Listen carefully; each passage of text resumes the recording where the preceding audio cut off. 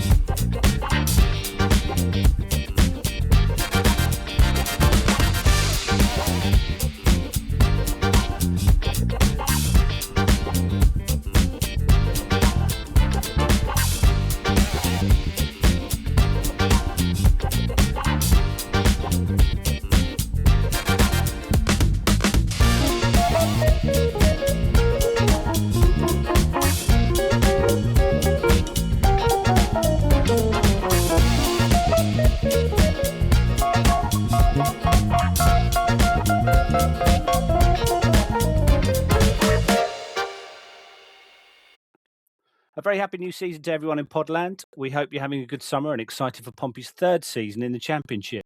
It's almost the 2026-27 season, and over the next hour, we will cover the ins and outs at Pompey over the summer and build up to the start of Pompey's campaign. I'm Scott McLachlan, and I'm very pleased to welcome some new international signings for our team this season. Adam Hatton is our first new signing, born and bred in Pompey, but now resides in Berlin. Welcome to you, Adam. Thank you very much for joining us this season. Hi, Scott. Thanks for having me. That's all right. You said you'd listened to the pod before. What gave you the impetus to come and join us and talk regularly about Pompey? Well, so I'd listened to it before. I thought it needed a bit of a kick up the arse. Well, that's fair enough. That's fair enough. I say that every episode, to be honest. And we had him on loan for a pod or two, but now Simon Cuddiford, who's also in Europe, in Switzerland, joins as a permanent signing for this season. Glad to have you on board, Simon, once again. How are you? Good. Glad to be back and talk nonsense about Pompey. It's always a good thing. Yeah. Well, we can talk some sense as well as some nonsense, I'm sure. So we'll see what happens. I'm also joined for our third season as the Play Up podcast by regulars Phil Sands and Reese Percival, although Reese, I'm afraid, is a no-show. So we do hope he's okay. Please get in touch, Reese, if you're out there. We are concerned for your welfare. How you doing, Phil? Thanks for rejoining us again this season. I'm all right. Looking forward to it. Good. So, actually, you're up first, Phil. Thank you very much for doing this. You're going to cover all the new signings, quite a few, which is good news and very encouraging. So, if you could take us through it, that'd be great stuff. So, as of this moment in time, when we're recording it, we have made 6 signings, so 6 new faces in the squad. Knowing our luck, when this goes out, we'll have signed about 3 more and it will be out of date. But I'll go through the order we... Yeah.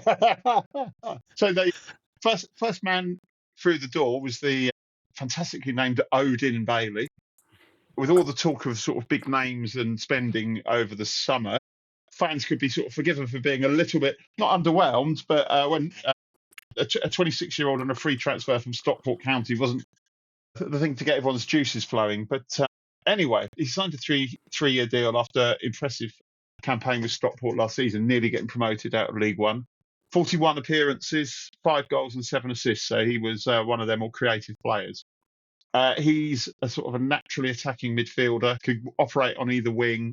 He's quite good at receiving the ball under pressure and likes to sort of bring the ball forward and keep it moving. What I've seen of him in the pre-season, he definitely looks like quite a tidy player. I think maybe not the big glamour signing we were hoping for, but hopefully a player that will make his mark and replicate some of the form he showed while at Stockport. Then next up was Owen Kenny, 20-year-old striker/winger from Dundalk. Obviously, we'd had success in the past with Terry Devlin and Ronan Curtis from Ireland. Yes, as I say, 20 years old, got 8 goals and 3 assists in 29 appearances, and apparently we won the chase for him, as they like to say. He's described as a striker. When he was signed, I think most people expected him to be a winger, and just to confuse things, John Messina said he sees him more as a natural number 10. So where he's going to pop off, I don't know. Given the lack of resources we've got at the moment, the right wing's probably the most likely. But it sounds like he's the thought of him is sort of an understudy to Segacic and Swift. But yeah, a promising, exciting player. Then we started spending money. Roko Sheen was the next to come in from Fredrikstad in Norway. I hope I've got that pronounced correct. Our second ever Estonian international after Mark Poom. 23-year-old, but plenty of senior and international experience. 30 appearances last season, scoring 2 goals and getting 4 assists. Again, listed sort of more as a defensive midfielder. John Messino said that he sees him more as a number 8. So rather than a partner for Ibu Adams, it more looks like he's more sort of a competition for Ibu Adams. Again, seen a little bit of him in pre-season. Getting very neat and tidy. Wants the ball. Good at picking a pass. I think it'll take a little while to settle in, but very exciting one, this. Then the big one, the headline signing, and the one that I think for a month everyone talked about. We all looked at his Instagram, watched him following Pompey players, dog grooming parlours, you name it. He followed it. So I think it wasn't much of a secret when we announced that what's reported as a £3 million signing. So the big Serb, the BFS, Marko Milovanovic, known to his friends as Moretzi, from Almeria in Spain, via a season in Portugal where he got 10 goals in 32 appearances. Over 6 feet tall, so offers a bit of physical presence. But as the old adage goes, it doesn't look like he's got a good touch for a big man. So, yeah, again, exciting. And he'll give, for the first time, I think, Colby Bishop some real competition. I'd expect Colby to start the season up front, but I imagine Milovanovic will be on the pitch sooner rather than later. The next up, a bit of a left field one, this. I don't think anyone was expecting us to be signing a goalkeeper, let alone paying money for a goalkeeper. But Daniel Bielica, which I'm reliably informed is how you pronounce his surname, a 27-year-old Polish goalkeeper from NAC Breda. 34 games last season, unfortunately relegated from the Eredivisie, but eye-catching performances, and he's 6'5", so big chap. I want to say that I'm one of the early adopters of watching videos of him and noticing that he does not like to catch the ball. Acceptable from crosses, yes, but his highlight reel is generally him palming the ball away, sometimes quite theatrically. So whilst the penalty areas in Holland aren't as overcrowded as they are in the Championship, he's given a bit of leeway there. So it'd be interesting to see how he settles in. It looks like he's here to challenge Schmidt for the number 1 spot. So, yeah, that will be an interesting one to see how that battle pans out. And then finally, the youngest of the players coming in, 18-year-old Luke Brooks-Smith, came from Wellington Phoenix on a 4-year contract. So off of our slightly iffy conveyor belt from the A-League. He's already been recognised as one of New Zealand's brightest young talents. 20 senior appearances, which is quite something for a 20-year-old. 3 goals and 2 assists, and apparently Nat just missed out on the New Zealand squad for the World Cup. So quick apparently, loves running at defenders, can play anywhere across the front line. I wouldn't expect him to be a regular starter, although as I'm sure we'll talk about later, the lack of depth on the wings, we could see him thrown into action sooner rather than later. But it'd be interesting to see what he does in the short term, but definitely one for the long term. So yeah, all very encouraging. I think we'll probably talk later about where we think we need to strengthen, but I think at least another 4 signings we'll be talking about over the coming weeks. Yeah, I mean, I listened to the last pod of the season last season, and you did an excellent summation of the defenders and the goalkeepers that were left, and you were adamant that we weren't signing another goalkeeper. So what do I know, Scott? What do I know? Well, to be fair, we had 4 of them, and 5 if you count not Archer, but Killip. So it's a very strange decision to bring in another keeper, and perhaps we are going to move the others on. Who knows? Well, I think, to be honest, if Bursic would have stayed fit and wasn't injured at the end of last season, I don't think we'd have gone looking for another keeper. But I think it's maybe put us in a bit of a position where we can look at our options, and if this guy's available and looks decent, then it seems to make sense. Yeah, of course. But I'd be interested to know who would be the one to go, though, whether it be Killip or Bursic. I can't see Bursic settling for third choice goalkeeper, and we know that Killip's quite happy to take on that sort of role. So I think once he's fit, it's likely that Killip will be Bursic will be the one to make way. But it's interesting that the goalkeeper we haven't talked about is Toby Stewart, who's obviously I think is pretty much thought of as being our future number one. And we've signed Bielitsa on a 3-year deal. I think Schmidt's got 1, possibly 2 years left on his contract. So it'd be interesting to see what happens when Stewart completes his season in the Scottish Premiership. So I think, as you intimated there, most exciting signing must have been the striker, because we were crying out all of last season for someone to help out Bishop or replace Bishop, because he was clearly out of form for large parts of the season. Simon, have you seen any of the highlights so far? How do you pronounce that, Phil? Is it Shine or Sheen? Shane, I believe. Shane, Roko right? Shane. So there's a third option. Right, okay, fair enough. Roko Shane, okay. What have we seen of Roko Shane? I must admit, I've only seen like brief highlights. I didn't see any of the Bristol Rovers games highlights, but I believe he featured quite heavily. So what did he look like there? Well, I'm the same as you. I didn't get a great deal of viewing of his performances so far. From what I've heard, read, listened to, he seems like a player who likes to keep the ball and control it, but he's creative as well. So that's always a good thing in the centre of the park. But yeah, I'm a bit blind, if you like, to give a full appraisal of his performances. That's fair enough. I think we're all a bit blind at the moment, to be honest. Well, really, I would say that I did watch some highlights, and of course they are highlights, so you take it with a pinch of salt. But one of the things I did notice is that it does seem to have it seems to be able to spread it into the channels really well. So I think that would be interesting if we actually manage to have 2 wingers who are fit. He really likes that pass over the top. So if we get him out there to Murphy, then he does look to be that almost that kind of Marlon Pack type player who's got that long range of passing as well as just keeping it tidy in the middle. So I think that would be an interesting addition if he can pull that off here as well. Well, from his highlight reel, which was obviously from Fredrikstad last season, he seemed to be able to. He had a very, very tight turning circle, probably a bit like Diarra. Could take the ball on the half turn and move upfield quickly. He could go past people and ride challenges, and like you say, had an accurate pass on him to get the ball wide quickly.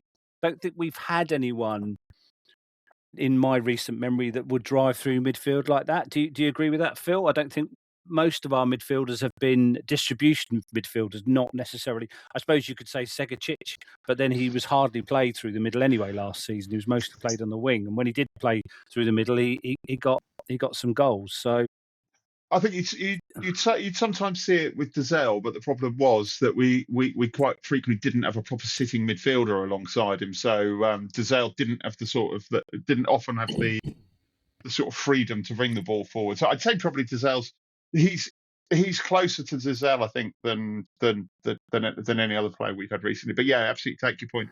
I remember when we thought Jay Mingy, remember him? He was the solution to our sort of ball carrying needs. And he did one brilliant run, didn't he? That was it. He never did it ever again. We're never ones for hyperbole, are we? But we sort of saw that and went, "Oh, look at him! He's the one." Just to let you know that I've checked with the pronunciation gods, and it's Roko rhymes with Socko, Shane rhymes with rain and lane, or similarly to shine in some Germanic and Estonian context. So I reckon we can call him Shane, but not Sheen. Okay, fine. Okay, no Sheen. Okay, that's good. Not Mr. Sheen. He's not Mr. Sheen. Okay, fair enough. Good. I'm glad we got there. So, are we all excited about Milavanovic, or Maratzi as his nickname is? I mean, it's good to have competition. Pedigree's okay. 3.5 million was rumoured. I know it was undisclosed, but do we think it was around that sort of money? I believe so. Yeah, I think there's a lot of I think there's some add-ons, and there's also a 15% sell-on clause if we sell him. Yeah, cool. Okay. Well, I'm going to move on to the outs. So no surprise after. I mean, I don't think we were too hard on him last season on the pod, but I think everyone wanted Luke Leroux to succeed, but he didn't really show he had that kind of drive or steel in midfield. The same. I mean, when Adams came in, we certainly saw what we were missing in the midfield department, and he's a tidy enough player, but I don't think he suited the Championship. football. Jordan Williams on loan to Blackpool. He obviously wants game time. Mourinho can't give it to him, so that's why he's probably been moved on, and probably indicates we're going to sign another left back, don't you think, Simon? Yeah, a bit of a strange decision, seeing as in his last year of his contract that we've loaned him. I would have thought we could have sold him and at least got something for him, because he's not going to come back to us after this year. Well, perhaps the deal was for Blackpool to have a year's look, and then a fee was agreed as part of the loan deal, and then we get that in the bank once we move him on next season. Yeah, with absolutely zero knowledge, my hunch, and it is a hunch, is that it looks likely that Devlin's staying, and I think if the situation with him maybe changes at Christmas, then we will have the option to recall Williams. That's my hunch. Fair enough. Yeah. And because Williams did play 30 games or featured in 30 games last season, which isn't bad, and did score. Was it your goal of the season, Phil? Yeah, I thought it was my goal. The one against Millwall, wasn't it? Yeah, that was my goal of the season. Yeah. Williams wasn't a bit part player. He wasn't, on the bench all the time and never playing. He featured a lot and contributed quite a lot. He's not perhaps going to be first choice on the team sheet, but good to have as a backup. Obviously, if he wants to play football, then that's not going to be sufficient. And remembering Phil's end of season quiz, was he the most subbed on or subbed off player? I can't remember. I think he was the most subbed on. On, yeah, that's what I thought. Because we had this joke that every time we got to about 65 minutes, we'd go, bring on the right back! In fact, quite boringly during the World Cup, any game that we watched during the World Cup when it got to 65 minutes, whether it was Cameroon or Czechia or Turkey, it was 65 minutes, bring on a right back! Yeah, absolutely. Yeah, well, we do seem to have some fragile right backs in terms of Swanson. He definitely can't complete more than 70 minutes, bless him. So the next one that went out was Mackenzie Kirk on loan to Barnsley. Adam, he scored a goal, but that was about it, really, wasn't it? Yeah, I mean, he showed a couple of flashes every now and again, but I was never been convinced so far. I think, to be fair, what he probably needs is what he's got, which is a loan to go out and get some minutes, and then we really know what we've got with him. I don't think we've seen enough of him to really be able to make a decision yet. But with Milovanovic coming in now, well said. Thank you very much. Well said. I've been practicing. I think I'm going to struggle all season with that, to be honest. I'd be surprised if he ever wore a Pompey shirt again, to be honest. But if he goes there and he really impresses, then who knows? He can come back and compete. At the moment, as soon as we got the three up there now, I don't see a place for him at the moment in the squad, and there's no point in him just sitting in the reserves the whole time. We don't have reserves. We don't have reserves. Yeah, we if you had listened to the pod, we've bemoaned the fact we have no reserves all season. Absolutely. Well, for the last few years, to be honest. Is he on a 3-year deal? Same as, because he's obviously been here. He's got another 2 years. I think he's got another 2 years left. I think. Yeah. Yeah. So I think this genuinely is a development loan, and we'll put him out and see what happens, and see what we've got with him, basically. Cool. And you mentioned him earlier, Phil, Toby Stewart, new 3-year contract, loaned out to St Johnstone, playing in the Scottish Premiership, which is probably Championship level, isn't it, mostly? Apart from the top 2, top 3. Mostly Championship level, so that's a good experience for him. Obviously had a terrific season at St Johnstone. They loved him up there. They absolutely loved him, and they were really glad to have him back. I think that's a win-win for everyone, isn't it? Absolutely, yeah. And then we'll go on to rumours. We all have a bit of rumours, don't we? All, and obviously the biggest one is Abu Kamara ongoing. Rich Hughes has made overtures about him, which he never usually does. He always says, I'm never going to talk about contracted players, but can't seem to shut up about Kamara. Obviously desperate to bring him in. Simon, how likely do we think it will be to get Kamara in, which we all want, don't we? I think everybody would love to have him back. He was loved here, and he played like he was loved. And I think since he's left, he's never been loved. I mean, Sellers hung him out to dry with that apology situation. Oh, that social media. That was horrendous, wasn't it? Yeah. Absolutely awful. And then they sent him on loan halfway across Europe. It's like they don't have a plan for him. He's obviously not in their plans, so he needs to get out of there. he should come back to Pompey. He's desperate for a right winger. Can you imagine those two, Murphy and Kamara on the wings, dropping crosses into our new, tall, gorgeous striker? He's very handsome, isn't he? He's very He's handsome. a good-looking fella. I'm glad someone else is brave enough to say that, because I thought my heart fluttered a little bit. I thought, whoa, hello. The fans are going to take to him. Yeah. Well, I mean, talking about strikers, Bim Peppel was rumoured as well from Plymouth. Probably less likely, I would have thought, but I think we're done striker-wise. I don't see us bringing anyone else in. Because Waddingham's got a real season to prove himself, and again, he's looked good in pre-season.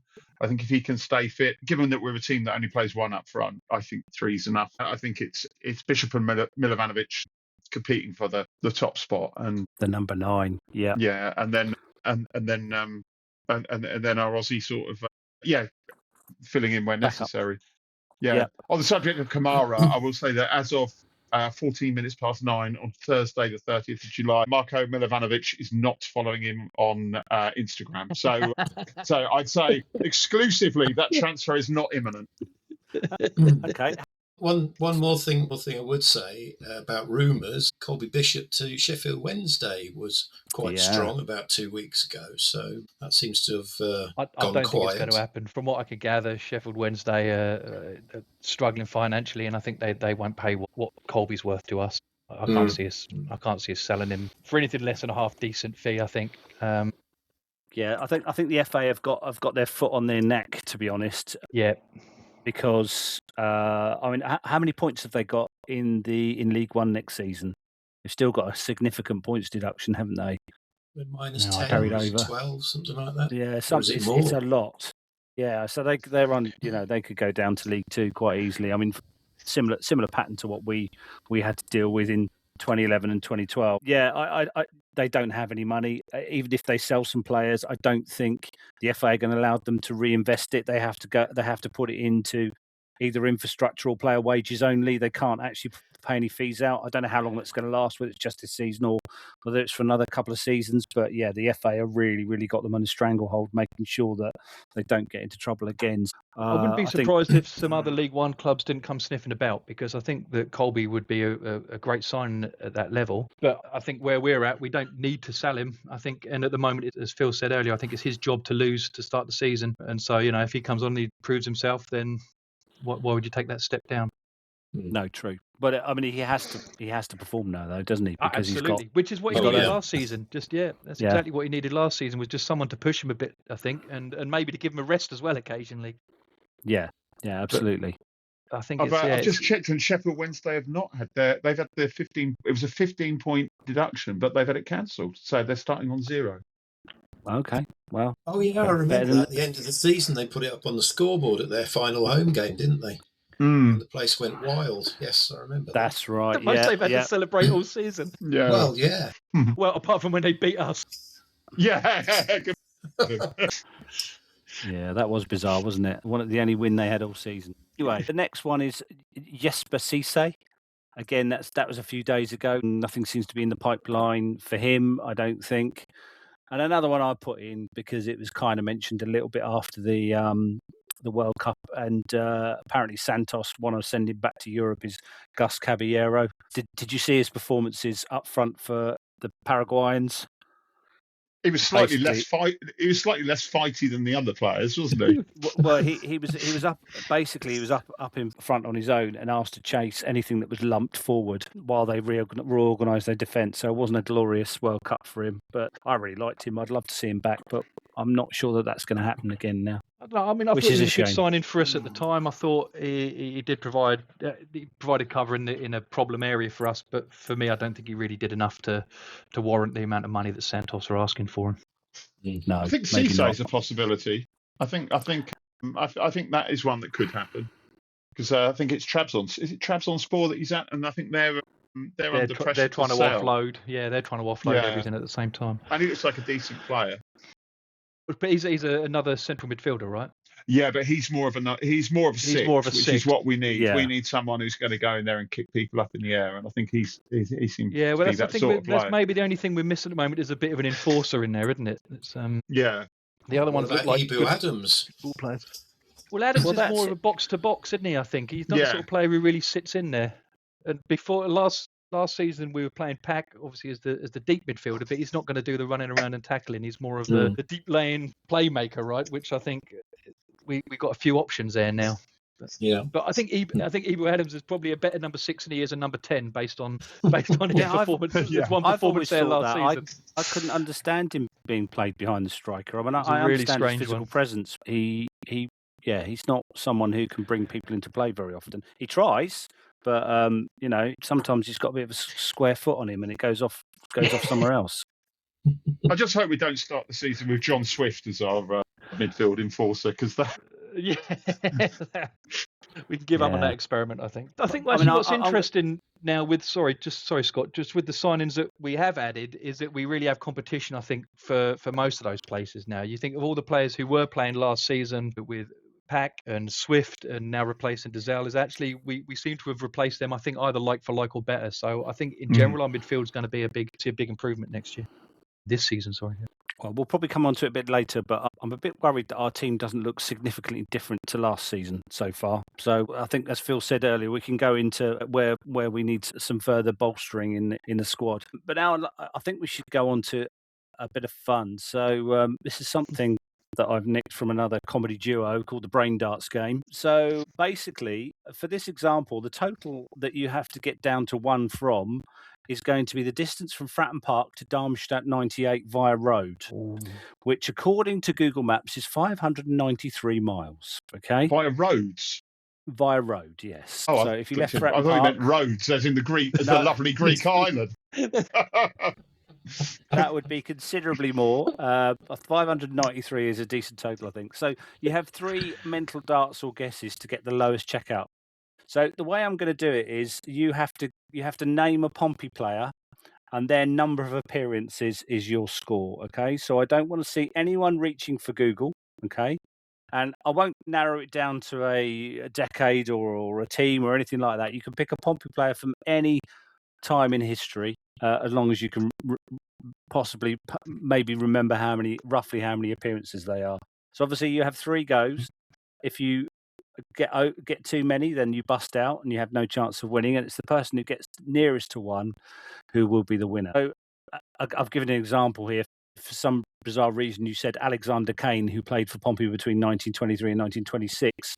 You would score 104 for his total appearances, and therefore you'd have a 489 to get with 2 darts to go.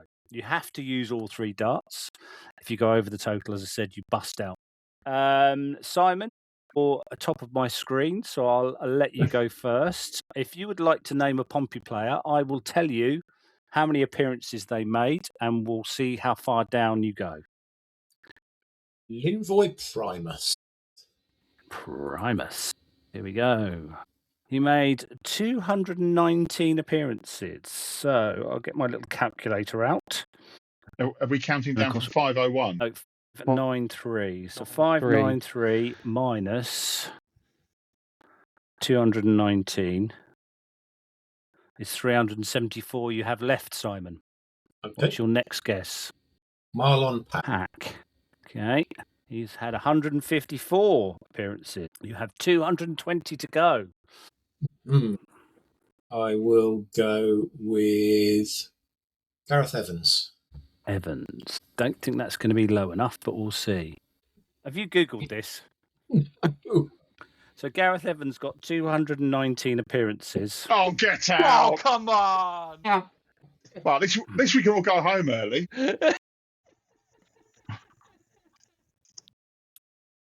Apologies for setting the bar so high.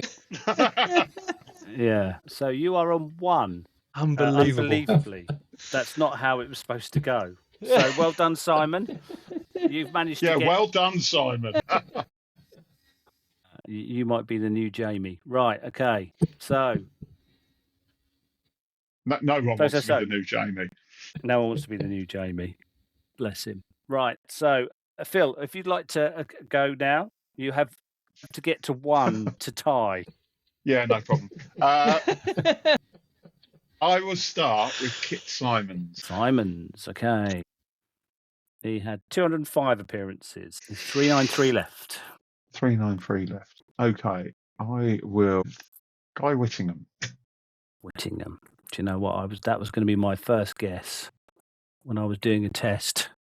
I chose Guy Whittingham, and he did 226. So you have 167 left. This gets a little bit tricky because you need to find someone with enough it's not as easy, the appearances. last one. The last one's easy. Yeah, We've you just need to seen get it. someone with 166, okay? 166 appearances, you say? I'm going to go with Ronan Curtis. Oh, that's not a bad shout. Drum roll. I'm afraid he had 229 appearances. Good effort, Phil, but you've bust by 62. Did he really? 229? That's quite 229 impressive. appearances. 57 goals as well over 5 seasons. He was our leading goal scorer in the 21st century. He was, yeah. He was our main man for a while. Kind of under the radar and unappreciated. Right, Adam, down to you to have another crack at getting to 1. Oh, okay. I'm going to start with Alan McLaughlin. Strong opening. Yeah, 61 appearances, and so 237 left. 69 goals over 9 seasons. How many? 237. That's a. Wait, how many did Curtis have?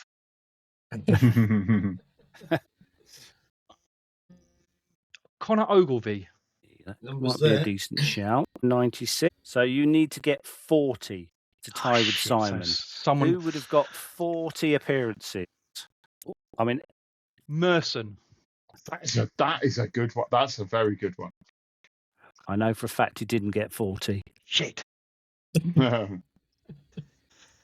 He played 48 times, I'm afraid. Oh. So you bust as well. Yeah.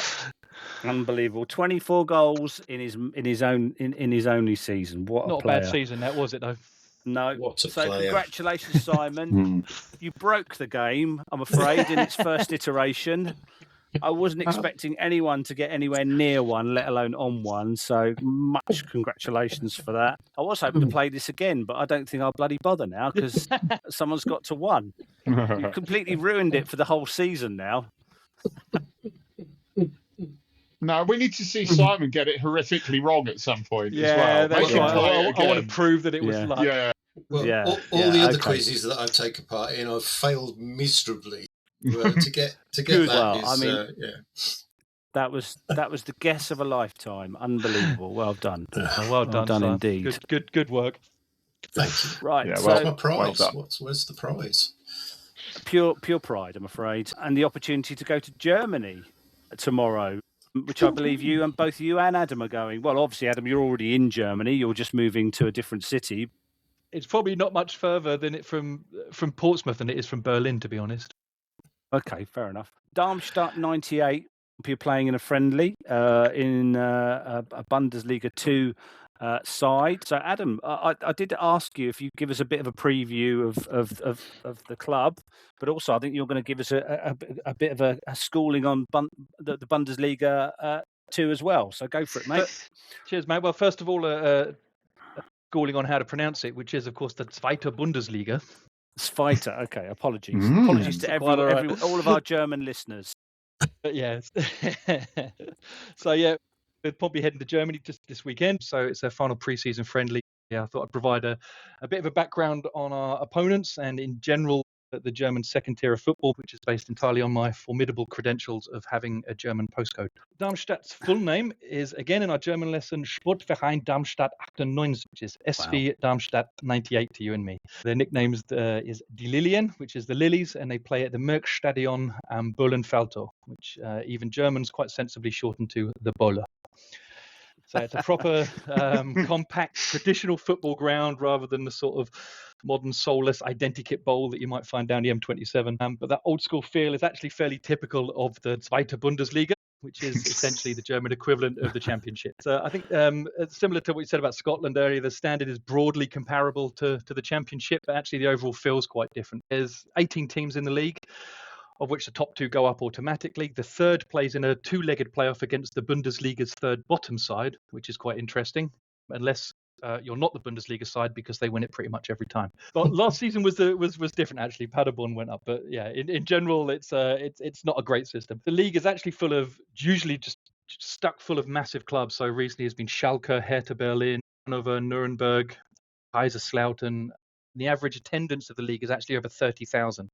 So it's essentially a league full of really big clubs that are far too big to be there. And fan bases that are permanently aggrieved by the fact that they are in that league.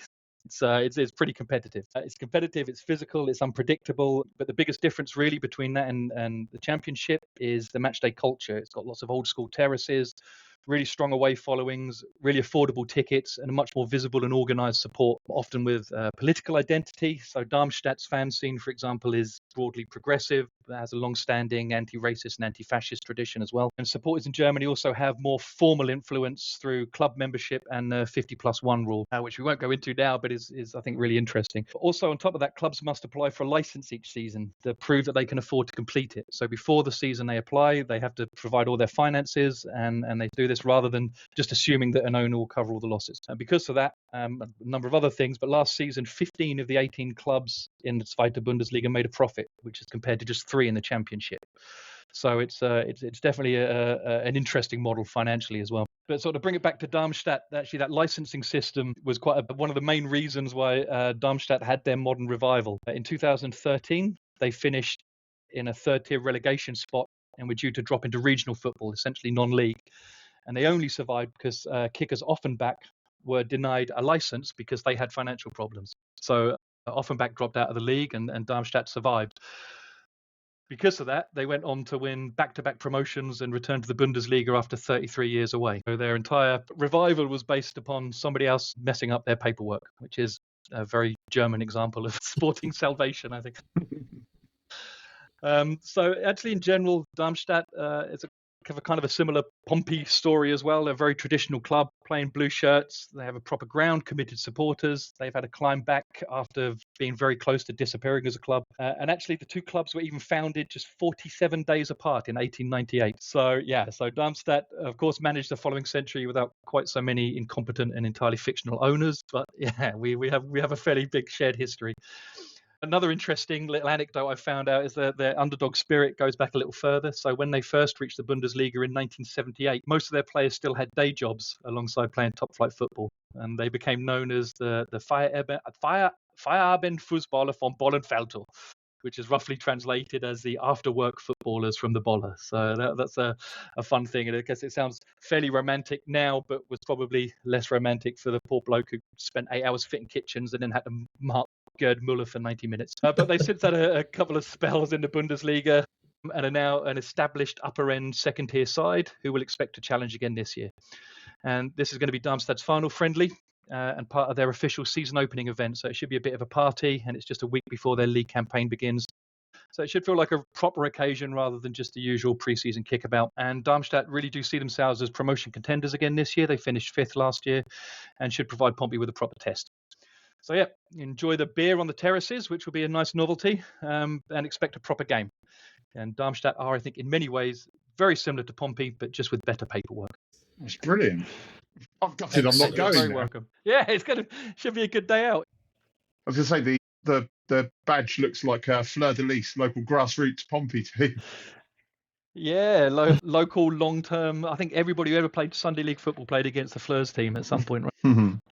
Yeah, that was a great summation, Adam. Thanks very much for that. The interesting thing is the profitability, isn't it? I mean, the fact that the majority of the league actually doesn't lose money is astonishing compared to, the English similar division, and the fact that hundreds of millions are lost by the league every season, and it's only going to get worse. Yeah, and then there are so many reasons for that. I mean, we were talking about Sheffield Wednesday earlier, and that simply wouldn't have happened in Germany because they wouldn't have been granted a license. You have to prove that you're profitable. No single owner can ever own more than 49% of a club, or financially that is. I mean, there's always loopholes and everything that people like Red Bull seem to manage to find a way around. But in general, it's a lot better, and because ticket prices are affordable, travel across Germany is affordable, so away support and attendances are always massive, and yeah, it's I think there's a lot that English football could learn from the way that Germany runs the leagues. Yeah, and of course it won't. So, Of course it won't. it's obvious why you moved to the country, because if everything's a lot cheaper, well, why wouldn't you? Yeah, that's right. I mean, well, it's the thing, and again, maybe it's because they've still got a lot of old school terraces, so you can normally pick up a ticket for less than €15. I mean, it doesn't mean that places like Bayern and Dortmund don't still have really extortionately priced tickets, but Yeah. It means that your average person can still afford to go to games every week, which again is how it used to be. It's how probably all of us started watching football. And Yeah. it's a real absolutely. It's a real old school feel in Germany, and as somebody who tries to go to football over here as much as possible, that's the only way I could describe it. It really is like watching it like when I used to go as a kid, and all the atmosphere and everything that went along with that. How many tickets have we sold? I think, is it a couple of thousand to go in? 1,500? 1,500? It's like 1,500. Yeah. Yeah, I know there's a. I'm a member of the Chichester Supporters Club, and there's a lot from Chichester going. I'm very jealous of you two for going. I wish I could pop over to Germany for the weekend, but unfortunately, I'm not able to do that. I will. What time's kickoff UK time on Saturday? 2 o'clock local time, so I think it'll be 1 o'clock in the UK. 1 o'clock. Okay. I think you can pay a £5 on the iPlayer or the iFollow to. No, it's Pompey Plus now, isn't it? I must get it right. Yep. Pompey Plus. Pompey Plus, yeah. And I don't know if it's really, really sunny. I'm afraid I might be just down the beach instead. That's perfectly reasonable. Just have to see, and I will catch up with the highlights later. But yeah, Well, I think depending how the evening before goes, I'm not even sure I'm going to make the match. Well, I've seen on some of the social stuff that people are there already. So there's certainly an advanced party who've made their way to. I'm sure, given a very good account of the local Portsmouth culture.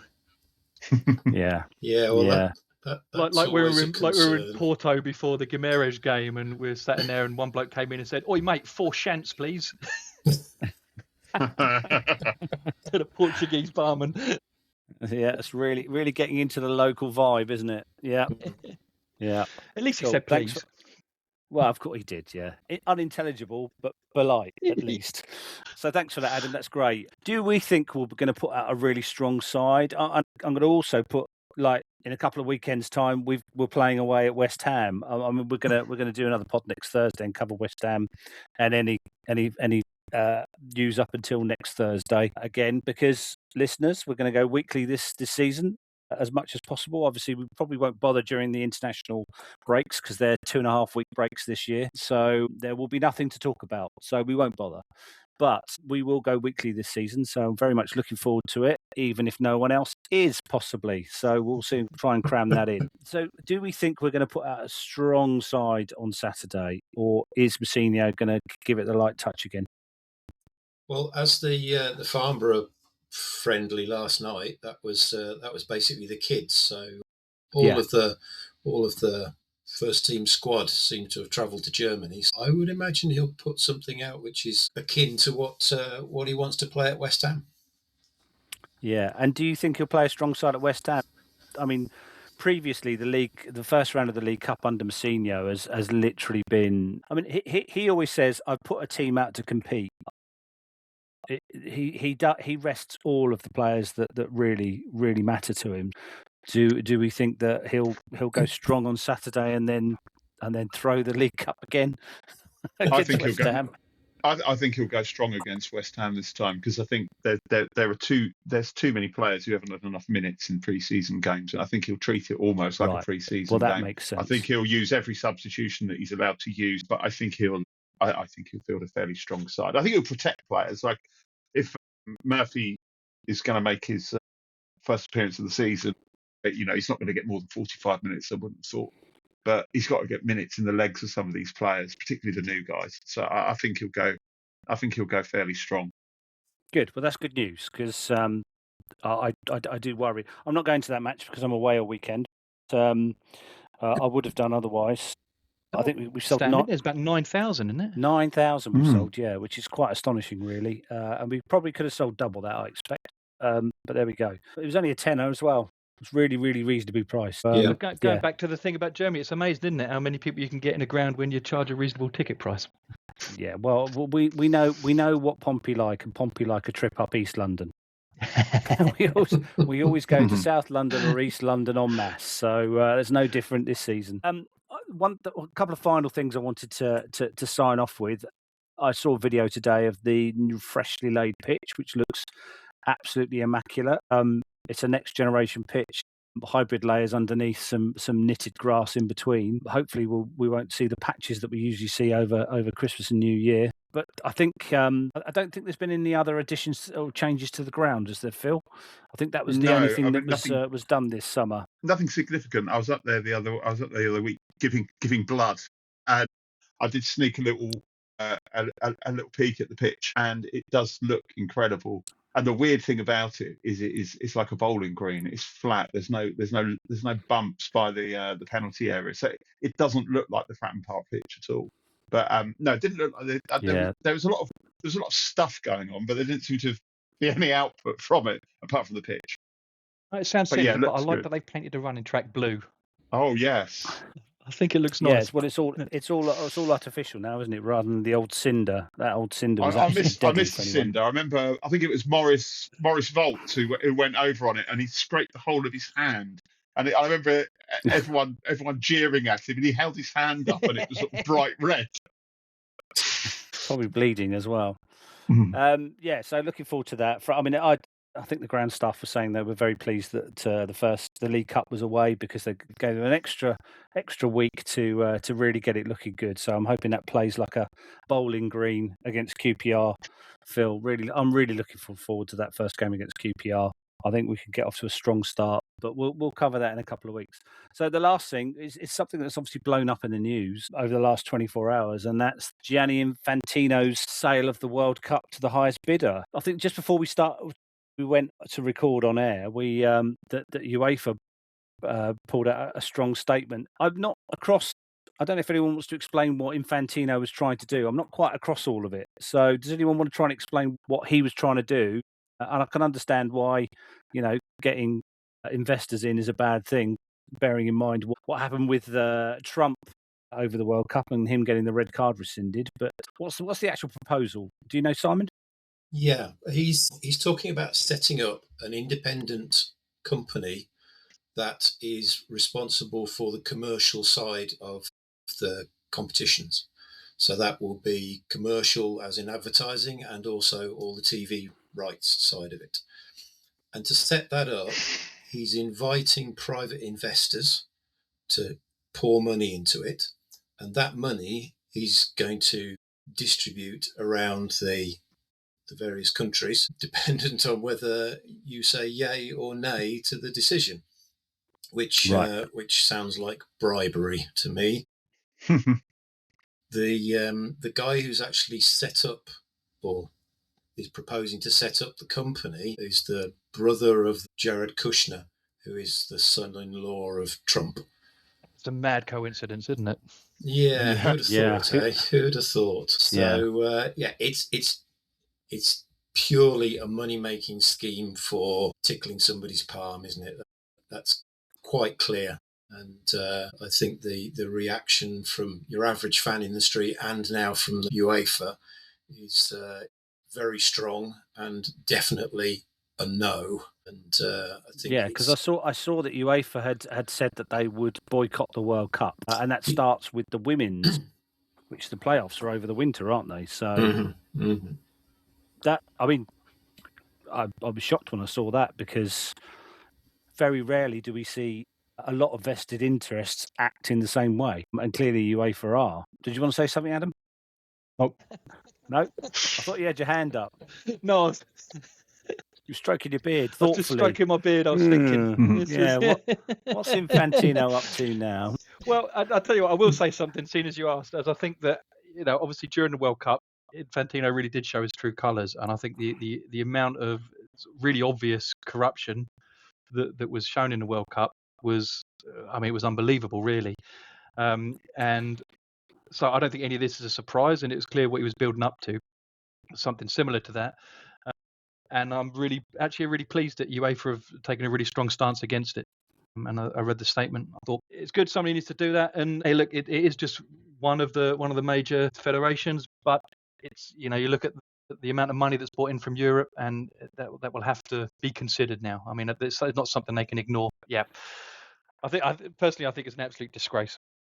Yeah, I think not surprised by anything that Infantino does now to apparently just line his own pockets. No, Sorry, absolutely. Or allegedly. Or line other people's pockets who are very close to him as well. His mates, yeah. Any comments, Phil? No, there is talk of some of the other football federations following suit, which I think would be even better. So we'll just end up the next World Cup will be USA versus Canada, and that will be it. Yeah. Come on, Canada. If that's the case, then I think Infantino seems to have bitten off more he can chew, and probably, maybe, hopefully, has not much time left as being the chief, and maybe someone more sensible can come in. But this is FIFA, they've been doing it for decades. And can we just go back, rewind, and remember that he was the more sensible option after Blatter. Yeah. He was the one who was meant to come in and get rid of all the corruption. Yeah, and I quite like Blatter during the World Cup and said, "Oh, this is all terrible, all this corruption." So, of course it is, mate. Well, and I think without meaning to get too political, it's one of those things that at least Sepp Blatter used to pretend that it wasn't corrupt. Yeah. Infantino doesn't even seem to want to try and hide it anymore. It's just it's out there. He says, "What are you going to do about it?" Yeah. So the saying goes, "Is power corrupts, and absolute power corrupts absolutely," isn't it? So indeed, clearly that's where he is. So thank you very much, guys. That's number 1 of the season. I'm really looking forward to doing this a lot more over the season. Thank you very much, Simon. Thank you very much, Adam, for coming on your full debuts. I know Simon's been on before, but you're going to come back more regularly. And thank you for lending us your experience, Phil. Season campaigner now in this podcast, so thank you very much for that. We will be back next Thursday, and we will discuss the Darmstadt result and any further transfers. Maybe we don't know. A whole week away, we could have another 1 or 2 in the door, and then we will look forward to the West Ham Cup game on the following Saturday. So thanks again to Simon, Adam, and Phil. And this is the Play Up podcast, and we will see you in a week. Bye bye.